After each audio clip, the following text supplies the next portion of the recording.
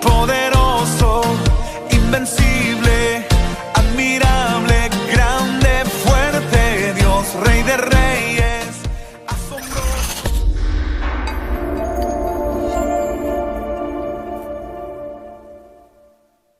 Bien, hace 2 domingos compartíamos acerca del arrebatamiento y explicábamos cómo en el libro de Apocalipsis encontrábamos precisamente reflejado la explicación acerca del arrebatamiento de la iglesia. Y cómo tanto el libro de Apocalipsis como el libro de Mateo van de manera secuencial, van en orden cronológico.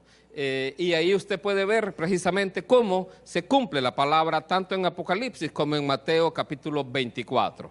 Vamos a comenzar pues con esta gráfica. Esta gráfica que vamos a explicar ahora presenta toda la secuencia de lo que hemos visto hasta el momento. Primero empieza con lo que conocemos nosotros como el principio de dolores. Este principio de dolores pues abarca todo lo que son los primeros 4 sellos del libro de Apocalipsis. El primer sello hablando de una paz que el mundo trata de obtener, una paz que el mundo trata de ganar. El movimiento mundial más grande de paz que ha existido ocurrió el siglo pasado. En 1945 lo explicábamos, cuando las naciones de la tierra se unieron los que han sido, podríamos decir, enemigos, se unieron Rusia, Estados Unidos e Inglaterra, o Gran Bretaña en este caso, para proclamar una declaración de paz y seguridad mundial. Y fue así, por medio de estas 3 naciones, que nace lo que nosotros conocemos como la Organización de Naciones Unidas, por medio de la injerencia de estas 3 naciones. Curiosamente, estas 2 naciones de Estados Unidos y Rusia, un par de años después, comienzan el conflicto que nosotros conocimos como la Guerra Fría. Conflicto que hasta el día de hoy tiene sus secuelas y que podemos ver hoy internacionalmente todavía. De hecho, el país de Corea del Norte surge precisamente después de la Segunda Guerra Mundial porque fue un territorio otorgado a la Unión Soviética. Y Corea del Sur fue un territorio otorgado a estas otras naciones de Estados Unidos y a Inglaterra. Entonces, el conflicto Corea del Norte, Corea del Sur, fue un conflicto entre 2 ideologías, la comunista y la capitalista. Entonces, así es como surge, y por eso hoy Corea del Norte todavía continúa en esa posición. Entonces, el primer sello, hablábamos, era una paz que el mundo trata de obtener. El segundo sello es un caballo que, dice la Escritura, que se viste de color rojo y quita la paz. La paz aquella que se había intentado lograr. Viene un caballo de color rojo y es la guerra. Un tercer sello es el hambre. Y el cuarto sello es precisamente las pestes, los terremotos, las fieras de la tierra, dice la Escritura. Entonces, todas esas secuelas son cosas que uno puede ver. Explicábamos en su momento que el hambre hoy en día, el hambre, no hace años, sino hoy en día, es por la ONU catalogada como el mayor problema para la salud humana. Cerca de 900 millones de personas están padeciendo hambre en el mundo hoy. Y somos cerca de 8 mil millones. O sea, es un poco más del 10% de personas que están padeciendo hambre en el mundo hoy. Después de estos 4 sellos que se conocen en el libro de Mateo como principio de dolores, ocurre este otro. El quinto sello. El quinto sello conlleva lo que es la persecución para la iglesia, persecución contra los cristianos. Aquí mostrábamos un mapa de los 50 países donde el ser cristiano es un grave problema. Luego de la persecución, y aquí ocupo que recuerde esta secuencia. Primero la persecución, luego los hijos de Dios claman por Dios, por la justicia de Dios, y viene este sello. El sexto sello.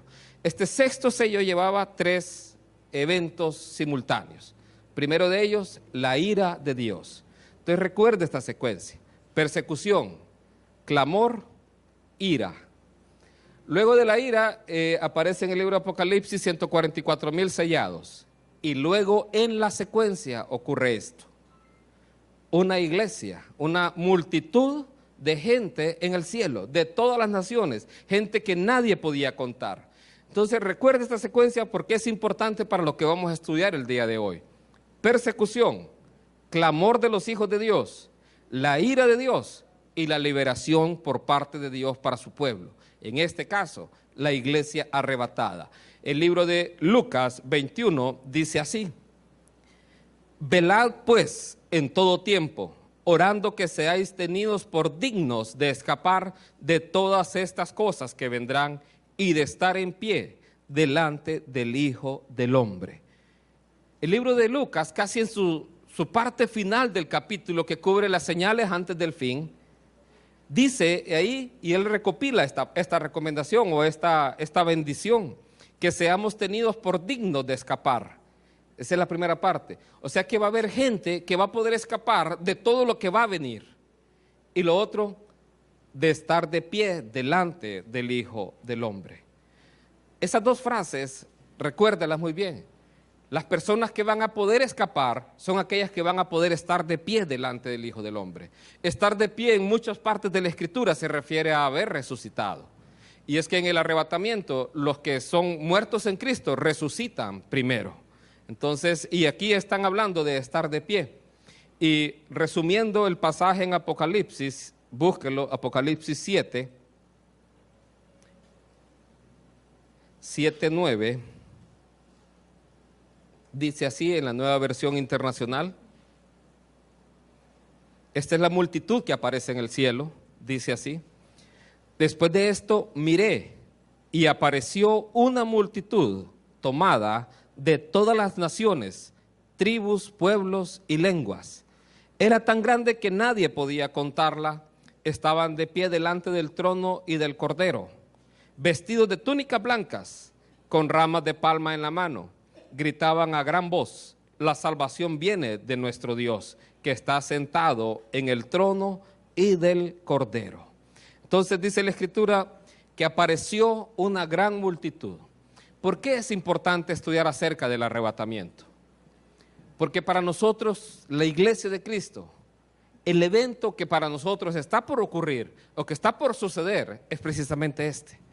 La promesa de Dios de que Él dice en su palabra que nos va a librar de la ira venidera. Él nos va a sacar precisamente antes de que empiece la ira. Él nos va a liberar, nos va a sacar y nos va a llevar al cielo. Para muchos en el mundo esto puede sonar sacado de los pelos o puede sonar así que estoy desquiciado. Pero esto es lo que dice la palabra de Dios. Y Jesús dijo: el cielo y la tierra pasará, pero sus palabras no van a pasar. O sea, todo lo que Él ha dicho va a ocurrir. Esta multitud, vea esto, estaban de pie delante del trono y del Cordero. Esta es la multitud que logra escapar. Si usted lee los versículos más adelante, uno de los ancianos le pregunta a Juan en el cielo: ¿y esta multitud de dónde viene? ¿Quiénes son? Entonces no son olimpistas, solo porque andan con ropa blanca, no crea eso. Es más probable que sean motagüenses, ¿no? Porque levantarán alas como las águilas. No, tampoco. Le pregunta el anciano: ¿y esta multitud de dónde es? Entonces Juan le dice: tú lo sabes. Le dice: estos son los que han salido de la gran tribulación. Y la palabra ahí de no es en medio de la tribulación, sino fuera de. Han sido tomados y rescatados de las naciones de la tierra para ir al cielo. Esta multitud es la que representa precisamente la promesa que se le dio a Abraham, que iba a nacer de él una nación tan grande que no iba a poder ser contada.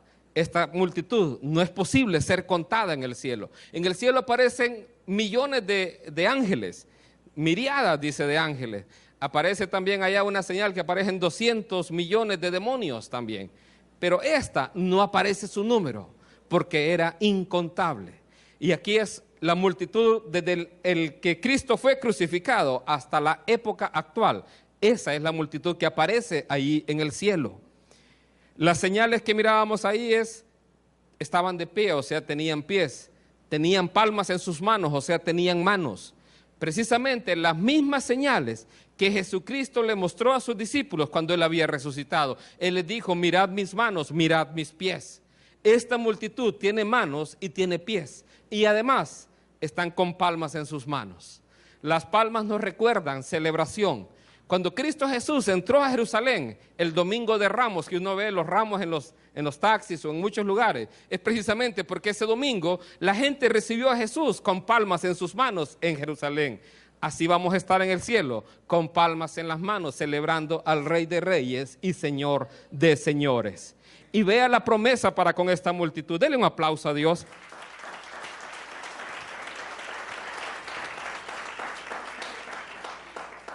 Y explicábamos más cosas y explicábamos cómo se cumplía aquello que Jesús decía: en la casa de mi Padre muchas moradas hay. Y cómo Dios, Jesús, extiende su tabernáculo para con esta multitud. O sea, extiende su morada, extiende su casa. Eso ocurre ahí en el libro de Apocalipsis. Eso lo explicábamos hace 2 domingos. Pero vea la promesa para esta multitud.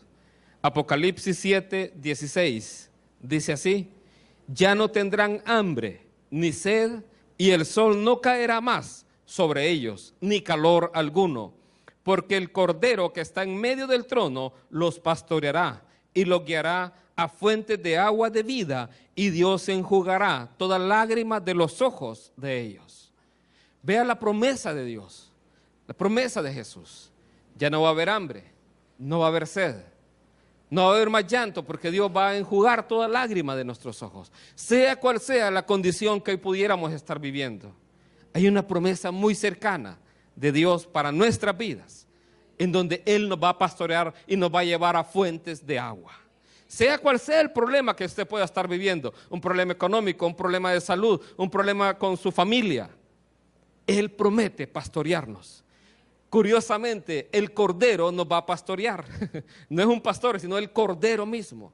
¿Por qué? Porque fue el Cordero el que se ofreció por nosotros en la cruz del Calvario para limpiarnos y para abrir un camino al Padre. Y ese camino es el que vemos reflejado precisamente en este pasaje.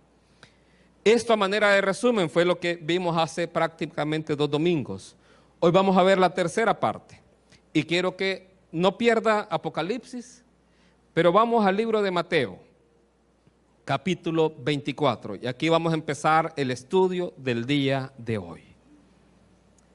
El domingo pasado hablábamos, o nos explicaba Marcial, qué ocurría en el cielo después del arrebatamiento. Hoy vamos a ver qué ocurre en la tierra luego del arrebatamiento. Mateo 24, versículo 30, dice así: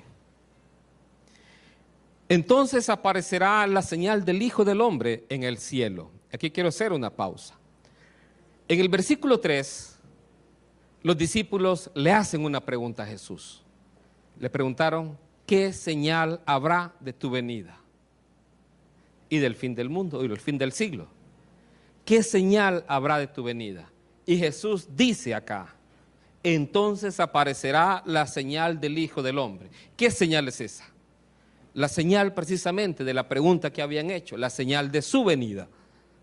Dice acá: entonces aparecerá la señal del Hijo del Hombre. ¿A dónde aparece? En el cielo.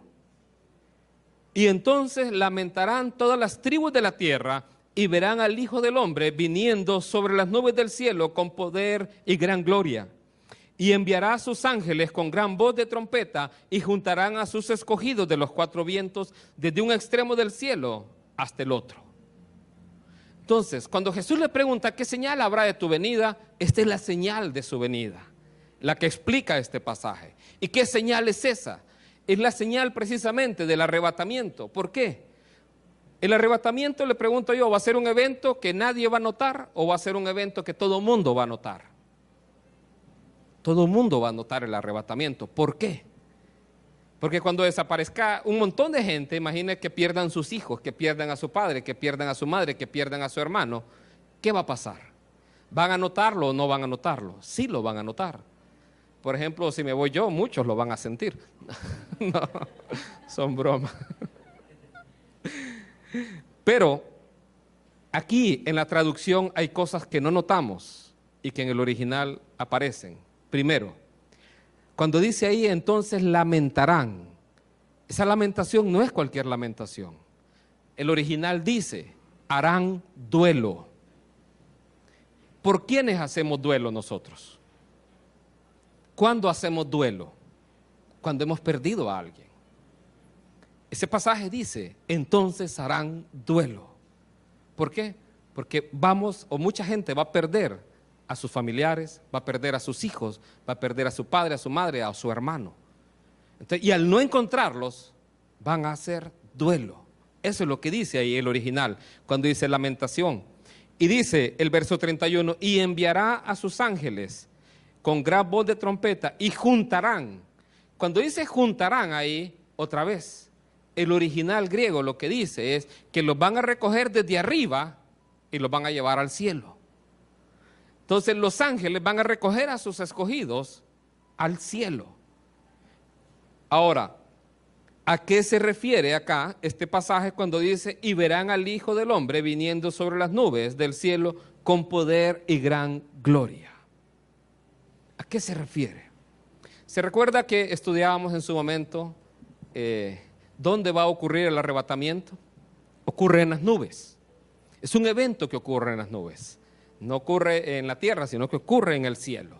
Porque ahí vamos a recibir al Señor en el aire y estaremos para siempre con el Señor. Entonces, ese es un evento que ocurre en el cielo. Y aquí cuando dice que verán al Hijo del Hombre viniendo sobre las nubes, se refiere a varias cosas. En primer lugar, les explicaba hace 2 domingos y hoy vamos a ver el detalle. Se refiere en primer lugar a juicio sobre la nación o sobre el mundo en este caso. Se refiere también a salvación para sus hijos. Y quiero que vayamos ahora al libro de Isaías, para que veamos esta referencia, a qué se refiere con que verán al Hijo del Hombre viniendo sobre las nubes.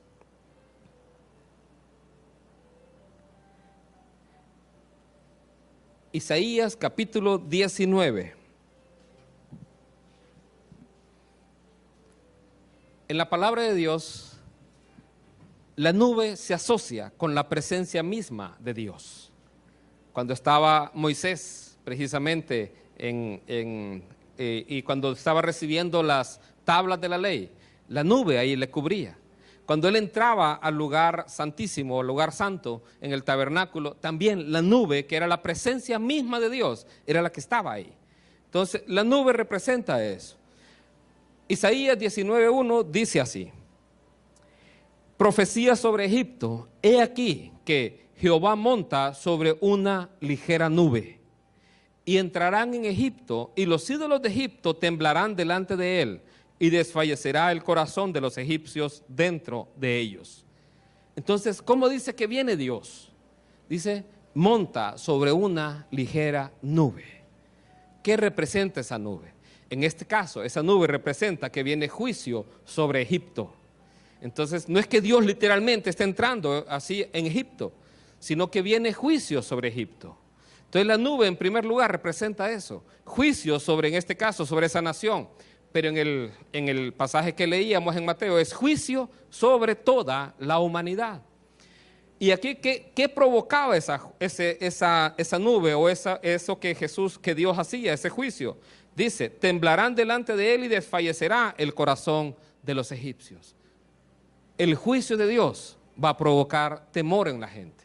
Va a provocar precisamente preocupación. Muchos van a desfallecer y de eso vamos a hablar el día de hoy. Entonces, la nube en primer lugar representa juicio y sobre las personas que cae el juicio viene temor, viene desfallecimiento. ¿Qué más representa la nube? Segunda de Samuel 22. Segunda de Samuel 22. ¿Se acuerda cómo era la secuencia que les decía? Primero persecución, luego clamor, luego enojo o ira y luego liberación. Y vamos a ver esa secuencia. Segunda de Samuel 22:7. Dice así. Aquí este pasaje es David después de haber sido liberado de la persecución. ¿Quién era el que perseguía a David? Saúl. ¿Qué quería hacer Saúl con David? Matarlo. Entonces aquí este pasaje ocurre después de que Saúl muere en batalla y David prácticamente es liberado de la persecución a la cual estaba siendo sometido. Vea lo que dice David.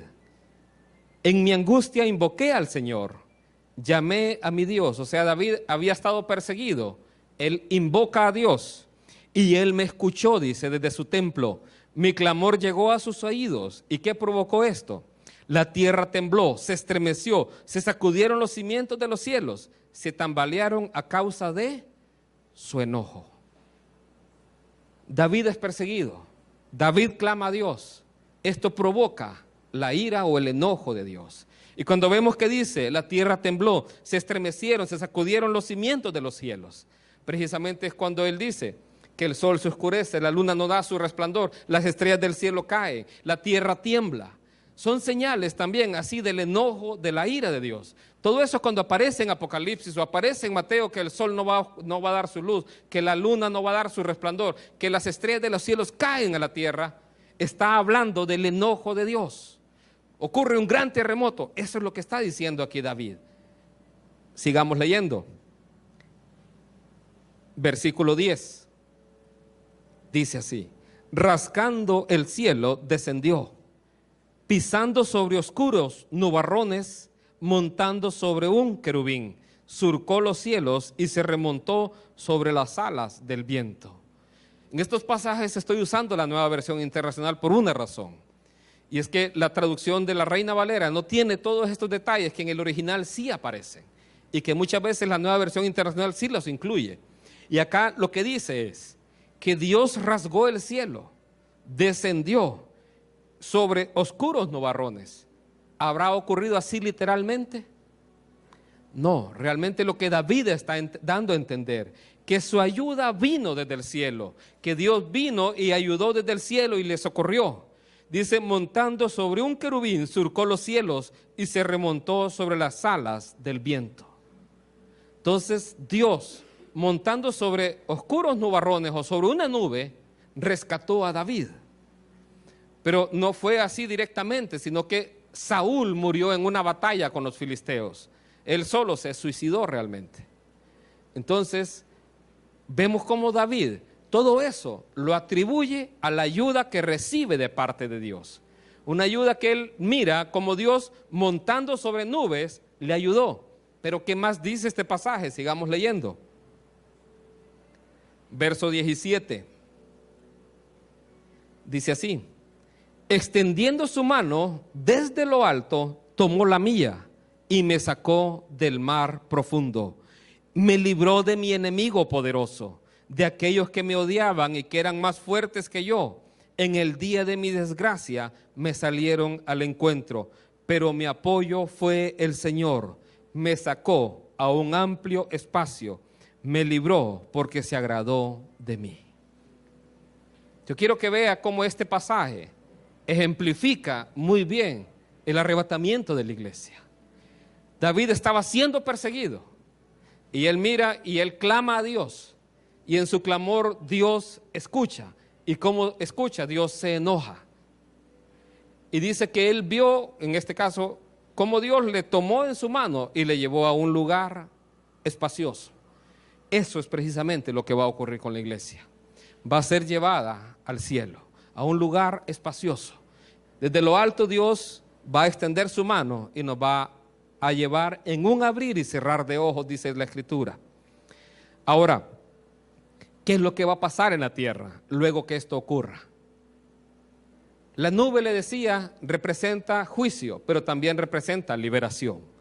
Lo que vimos de la liberación lo estudiamos el domingo pasado, lo que es el tribunal de Cristo. Pero hoy vamos a ver qué es lo que ocurre en la tierra. Y para empezar a ver qué es lo que ocurre en la tierra con la ira de Dios, con el juicio de Dios, vámonos al libro de Lucas. Lucas capítulo 17.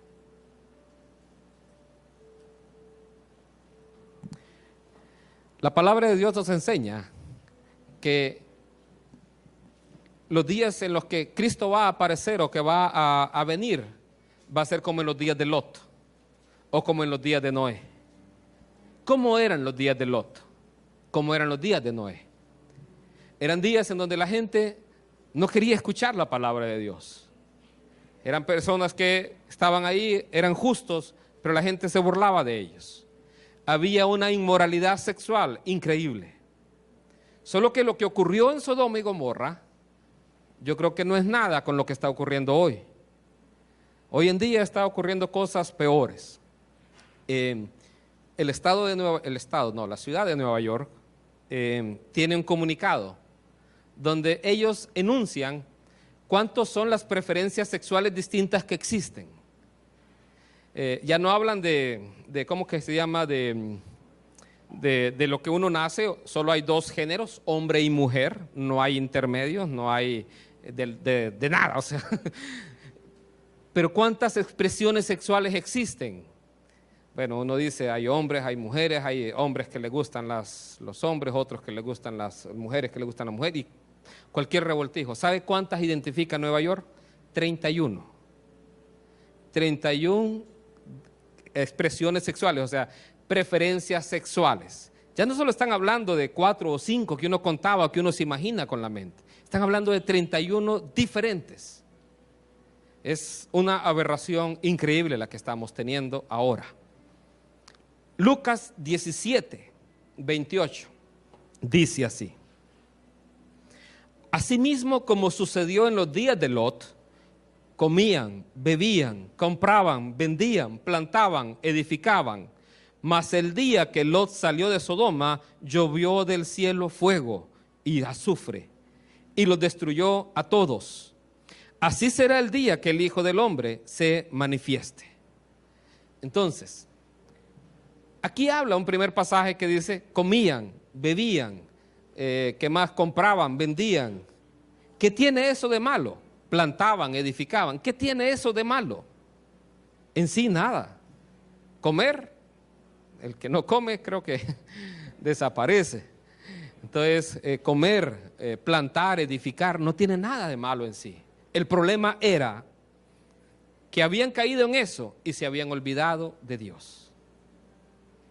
La gente en aquel tiempo estaba tan dedicada a su propia vida, a sus quehaceres, que no tenía lugar para Dios. Así hay muchas personas que viven al día de hoy. Muchas personas viven en su propia vida, trabajando, haciendo sus propios negocios, edificando, comiendo, bebiendo, pero nunca tienen el lugar para Dios en su corazón. Así va a ocurrir, dice ese día. Hoy en día, hablarle a alguien muy estudioso o muy letrado, hablarle de Dios, para él es ignorancia. Muchas personas dicen, no, eso es ignorante. ¿Sabe? Por eso Dios dice que estas cosas las escondió de los sabios. Dice que lo vil y menospreciado fue lo que Él escogió.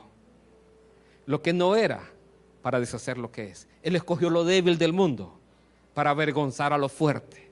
Aquellos que se creen fuertes en su propia vida, porque dicen, no necesito nada de Dios, porque tiene todo, tiene vida, tiene salud, tiene riqueza tal vez. Él se cree fuerte en sí mismo. Pero Dios escogió lo débil del mundo. Aquellos que reconocemos nuestra necesidad de Él, a esos son los que Dios escogió. ¿Sabe? Dice que Él invitó a sus bodas a muchas personas. Y muchos empezaron a excusar, dijo, no, acabo de comprar una hacienda, tengo que ir a verla. Yo acabo de comprar unas yuntas de bueyes, quiero ir a probarlos. Yo me acabo de comprar un carro, quiero ir a probarlo. Me acabo de casar, quiero irme de vacaciones. Y empezaron a excusarse. ¿Sabe a quiénes invitó Dios? Ve y llama a los mancos, a los cojos y a los ciegos. ¿Qué son esas personas? Son personas que tienen necesidad. Aquellas personas que tienen necesidad en su corazón y que dicen, yo necesito de Dios. Esas personas son las que son invitadas a las bodas del Cordero. Son esas personas, pero que reconocen su necesidad, porque sabe qué es lo curioso en todo esto. Hay gente que su corazón está herido, está dañado y está con muchos dolores, pero su apariencia trata de aparentar otra cosa. Y en su interior se está deshaciendo. Y esa persona realmente es un cojo, es un manco, es un ciego, pero que no quiere abrir sus ojos. Entonces dice acá, comían, bebían, plantaban, compraban, edificaban. Pero ¿qué ocurrió? Mas el día en que Lot salió de Sodoma, llovió del cielo fuego y azufre y los destruyó a todos. ¿Qué pasó el día que Lot salió? No pasó al día siguiente. No pasó a la semana siguiente o al año siguiente. El día que Lot salió, llovió fuego y azufre. ¿Y sabe qué pasó con la esposa de Lot? No sé si la logran apreciar ahí. Quedó convertida en sal. Porque el ángel les dijo que no miren para atrás. Y eso nos da una enseñanza muy importante para la iglesia. La iglesia que ama al mundo se va a quedar. La esposa de Lot amaba tanto la ciudad que ella vio que es lo que estaba quedando atrás. Por eso el Señor Jesús dijo, cuando vean estas cosas, dice, el que tenga algo ahí abajo no baje a buscarlo, ahí déjelo. La mujer de Lot vio atrás. O sea, ella vio su vida hacia atrás, hacia el pasado. Si usted ama su vida pasada, su vida de pecado, las queridas o los queridos, o cualquier cosa que le ata al pasado, y usted tiene su corazón en esas cosas, usted se va a quedar. ¿Sabe? Se convirtió en una estatua de sal. Ella sí fue la sal de la tierra. Ella sí fue la sal de la tierra. Se convirtió en una estatua de sal y se quedó. Para ella no hubo entierro, no hubo velorio porque no había cuerpo. Su familia fue salva, pero ella se quedó. Y así va a ocurrir en muchas familias, porque no depende de que usted venga a la iglesia, no depende de que usted cargue una Biblia, depende de su corazón. Donde esté su tesoro, ahí está su corazón. Si su tesoro está en el pecado, si su tesoro está en el fútbol, si su tesoro está en las telenovelas y deja de venir a la iglesia, de escuchar la palabra, de orar, de adorar a Dios, por dedicarle el tiempo a esas cosas, su corazón está en esas cosas, su corazón no está en Dios. Y Dios no mira lo que está delante de sus ojos, Dios mira el corazón. Dios va a ver el corazón en su vida. Si su corazón es recto, usted va a irse con él. Pero si no, usted se va a quedar acá. Y vea, entonces dice acá, mas el día en que Lot salió. ¿Cuándo? El día que Lot salió. ¿Y qué más dice la Escritura? Así será el día en que el Hijo del Hombre se manifieste. ¿Cómo se va a manifestar el Hijo del Hombre? Precisamente la primera manifestación de Cristo Jesús va a ser el arrebatamiento de la iglesia. Entonces, ahora voy a situarlo en esto. Todo esto de acá es lo que ya hemos visto. Hemos visto todos esos primeros 6 sellos. Es lo que hemos estudiado en estos 7 mensajes. Todos esos 6 sellos hasta el 6º sello, que está allá en la parte de arriba, acá, es lo que hemos estudiado hasta el momento. Entonces, después del 6º sello, ¿cuál sigue? Agudeza. El 7º. Bien. Entonces, en el 6º sello, en la parte, el último evento que se explica en el 6º sello es el arrebatamiento de la iglesia. Entonces, el que sigue es el 7º. ¿Y qué es lo que ocurre? Veamos qué es lo que ocurre. Pero no olvide, ¿qué ocurrió el día que Lot salió de Sodoma? Cayó fuego y azufre. Veamos qué ocurre en el 7º sello. 7º sello, Apocalipsis 8. Apocalipsis 8:1. Dice así. Cuando abrió el 7º sello, se hizo silencio en el cielo como por media hora. Y vi a los 7 ángeles que estaban en pie ante Dios y se les dieron 7 trompetas. ¿Qué es el evento que acababa de ocurrir? El arrebatamiento de la iglesia. ¿Por qué hay un silencio de media hora en el cielo? Los teólogos han debatido mucho. La explicación más coherente es la siguiente. Las hermanas llegaron tarde, se estaban alistando, entonces hay que hacerles una espera de media hora. No, son bromas. No, tal vez antes de explicar eso quiero contarle esto. Apocalipsis es una secuencia de sellos, luego trompetas y luego copas. Es esa secuencia. En eso se resume bastante Apocalipsis. Primero son los sellos, los cuales ya prácticamente los hemos visto todos. Luego siguen 7 trompetas. Y luego siguen 7 copas, las 7 copas de la ira de Dios, donde se consuma la ira de Dios. Entonces, el 7º sello lo que hace es inaugura el tiempo de las 7 trompetas. La séptima trompeta lo que hace es inaugurar el tiempo de las 7 copas. Es así, es como una mira telescópica que se va abriendo. Bien, entonces, en este caso, vemos acá, el séptimo sello lo que hace es que inicia el tiempo de las 7 trompetas. Pero antes de ese tiempo hay media hora de silencio en el cielo. Antes de todo esto siempre había algo de ruido, de bulla, algo. Es el único silencio que ocurre. ¿Cuándo hacemos silencio nosotros? En duelo, en duelo. Dios ama al mundo, hablando de los seres humanos. Pero aquí empiezan ya los juicios de Dios sobre la humanidad. Hoy sí. Y esa media hora me imagino que debe ser doloroso para Dios el Padre de alguna manera. Porque tantas oportunidades le ha dado a la humanidad y la humanidad tantas veces le ha rechazado. Y aquí viene, hoy sí, media hora de silencio en el cielo. ¿Y qué ocurre?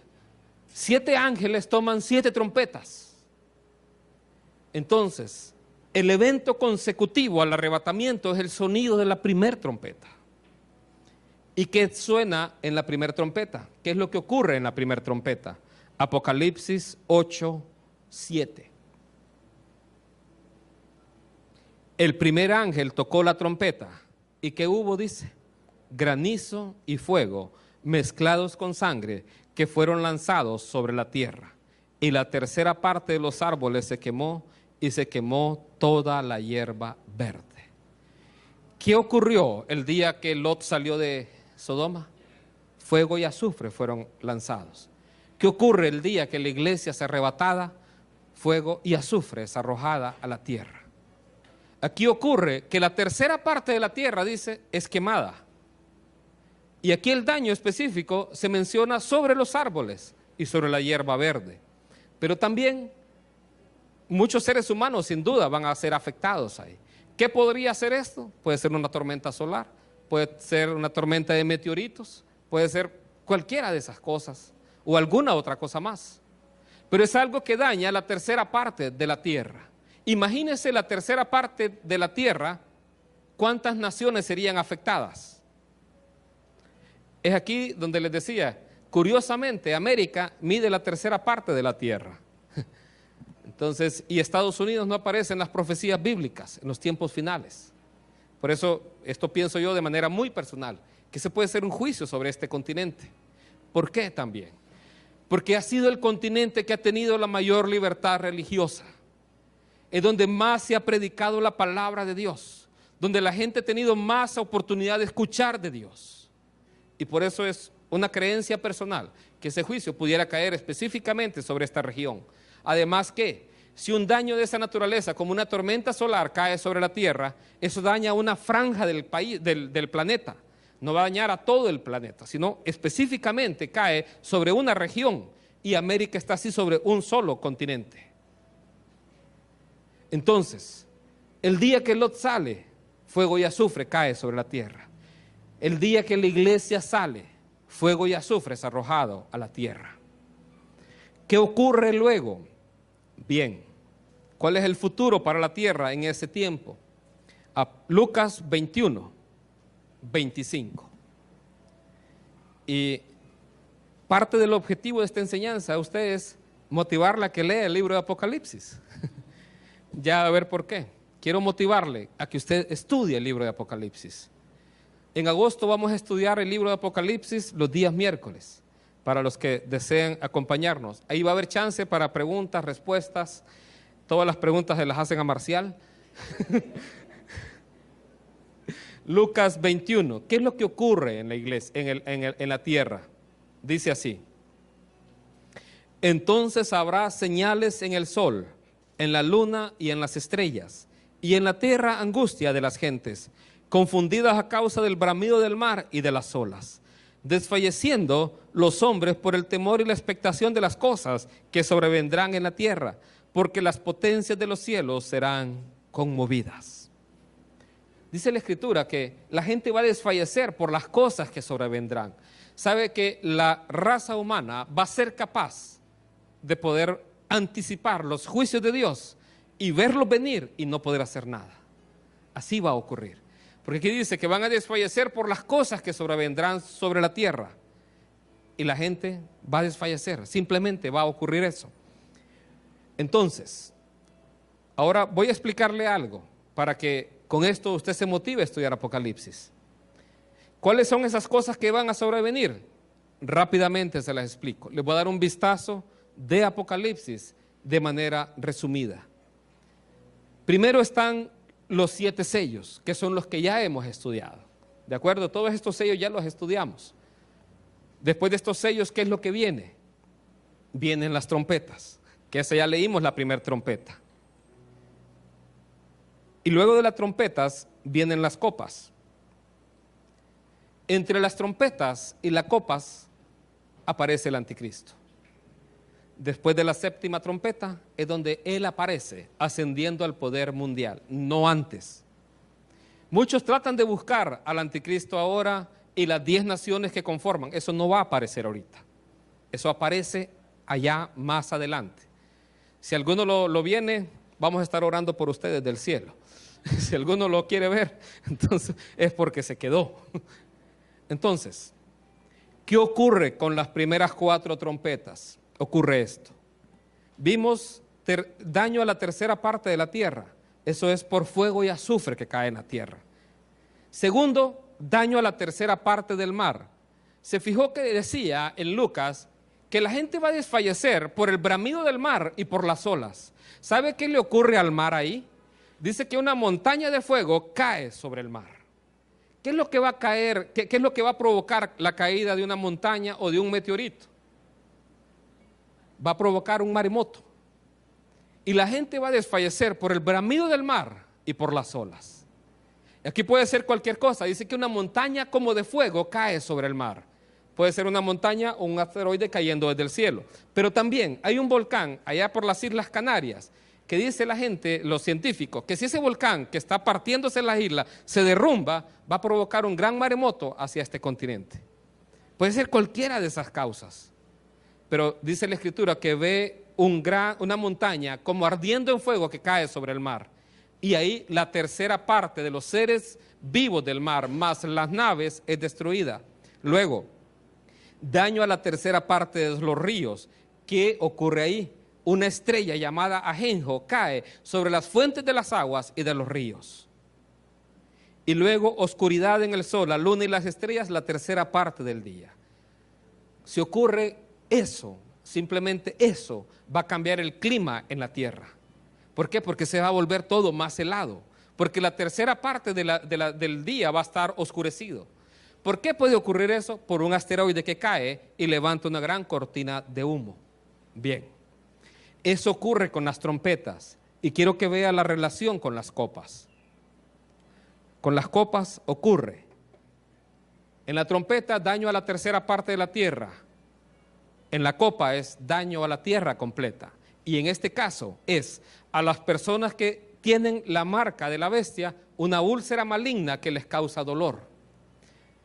En la trompeta, daño a la tercera parte del mar. En la copa, daño a todo el mar, y todo ser viviente en el mar muere. En la trompeta, daño a la tercera parte de los ríos. En las copas es daño a todas las fuentes de agua. Todos los ríos se convierten también en sangre. En la trompeta, oscuridad en el sol, la luna, las estrellas. En la copa es el sol quema a los hombres. El sol se calienta de tal manera que produce quemaduras en las personas. Y ahora vea esto. El quinto sello provocaba persecución contra la iglesia. Ahora, la quinta trompeta es persecución contra los no cristianos. Así. El pozo del abismo es destapado y demonios son sueltos y atormentan a los no creyentes. En la copa, otra vez, dolor para los no creyentes. Aquellos que tienen la marca de la bestia sufren dolores indescriptibles. Sexto sello era el arrebatamiento. Sexta trompeta, muerte. Tercera parte de los seres humanos muere por un ataque de plagas provocadas por demonios también. Las copas, en este caso, el anticristo engaña a las naciones y a todas las naciones las lleva a Armagedón. ¿Qué va a pasar ahí? Todos los hombres que estén ahí fallecen. Mientras el sexto sello representó para la iglesia liberación y vida eterna, para los seres humanos que quedan acá en la tierra y que son engañados, representa muerte. Séptimo sello era silencio en el cielo. Séptima trompeta, grandes voces en el cielo, de alegría, de celebración. ¿Sabe por qué? Porque Satanás ya no tiene en ese momento acceso al cielo y es arrojado por el arcángel Miguel a la tierra. Lástima para la tierra. Es por eso que la séptima trompeta es donde el anticristo surge. ¿Por qué? Porque el Satanás, que antes tenía acceso al cielo, ya no tiene acceso más y es arrojado a la tierra y su tiempo es corto. Y por eso él aprovecha el tiempo y es donde surge el anticristo. No surge antes de este tiempo. Esa está en la séptima trompeta. La séptima copa, solo se escucha una gran voz en el cielo que dice, hecho está. Esa voz que se escucha en el cielo, creo yo, es la de Dios Padre, en donde ahí sí ya todo es consumado. Y después de que Él dice, hecho está, Cristo Jesús viene a la tierra con sus, en este caso, sus escuadrones que vienen detrás de Él. Y eso somos la iglesia de Cristo también. Dice, hecho está en el cielo y luego hecho es en la tierra. Por eso nosotros oramos al Padre, sea tu voluntad en la tierra, así como es en el cielo. Primero su voluntad es hecha en el cielo y luego es reflejada acá en la tierra. Ahí en esa séptima copa, esa voz dice, hecho es, como decir, consumado es. Y ahí donde ya Cristo Jesús viene a la tierra. Termino con esto. Bueno, todo esto lo vamos a estudiar cuando estudiemos el libro de Apocalipsis, pero usted puede leerlo. Esta es la secuencia que lleva Apocalipsis. Cuando usted la ve así, ya no la mira tan difícil, la ve un poco más estructurada y usted puede estudiarlo. Termino con este pasaje. Mateo 24, 36.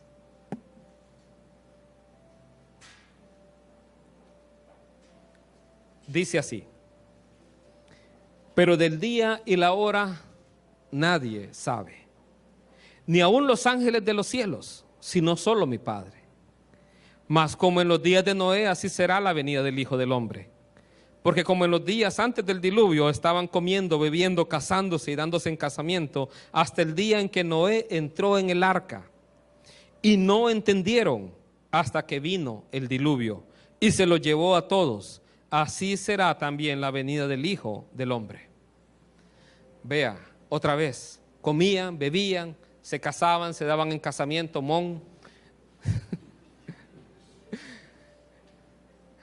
Luis también, ¿verdad, Luis? Entonces, estaban así. ¿Y qué pasaba? No había lugar para Dios en sus vidas, en sus corazones. Había lugar para todo lo demás, pero para Dios no había lugar en sus corazones. Y no entendieron, dice. ¿Sabe cuándo entendieron? Hasta que vino el diluvio. Así va a ser precisamente cuando venga Jesús. Muchos no van a entender. A muchos se les predica, a muchos se les enseña, a muchos se les habla y no quieren entender. Pero el día que Cristo venga, van a entender que todo era así. ¿Cómo van a verlo? Cuando mucha gente desaparezca de esta tierra. Cuando vengan sus juicios sobre la humanidad. Y ya va a ser demasiado tarde. Jesús dijo, el día y la hora nadie lo sabe. Pero también dijo, cuando vean todas estas cosas suceder, sabed que está cerca, que está a las puertas. Cuando uno ve todas las señales que aparecen en la palabra de Dios y uno las compara, y eso fue parte del propósito de estos estudios, que uno pudiera evaluar qué tiempo estamos viviendo, qué tiempo estamos nosotros teniendo.